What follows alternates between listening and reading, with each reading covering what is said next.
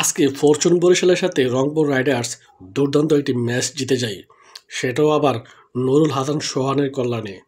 তবে আমি আজকে এই ম্যাচ নিয়ে কথা বলবো না, ম্যাচের শেষে যে ঘটনাটি ঘটেছে, অনাকাঙ্ক্ষিত ঘটনা, সেটি নিয়ে কথা বলবো। তামিম ইকবাল একজন বাংলাদেশের কিংবদন্তি।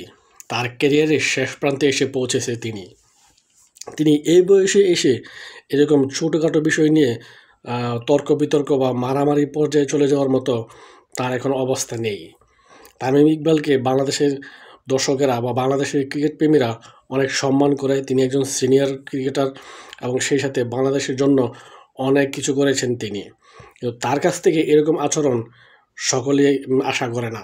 যদিও জানা গিয়েছে যে ঘটনাটি ঘটেছে অ্যালেক্স হেলসের সাথে, তার ঘটনাটি ঘটেছে।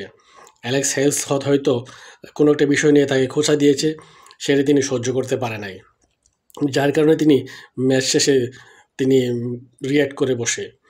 যদিও বিষয়টা দুঃখজনক, কারণ এই তামিম ইকবাল 2016 সালে একবার ইংল্যান্ডের প্লেয়ার ব্যান স্টোকের সাথে তামিম ইকবালের কথা কাটাকাটি হয়েছিল।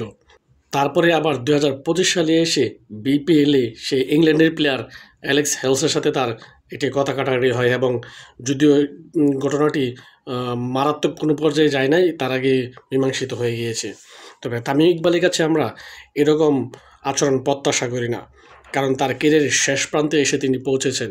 সকলে তাকে সম্মান করে, তবে আশা করি ভবিষ্যতে এরকম অনাকাঙ্ক্ষিত ঘটনা ঘটবে না।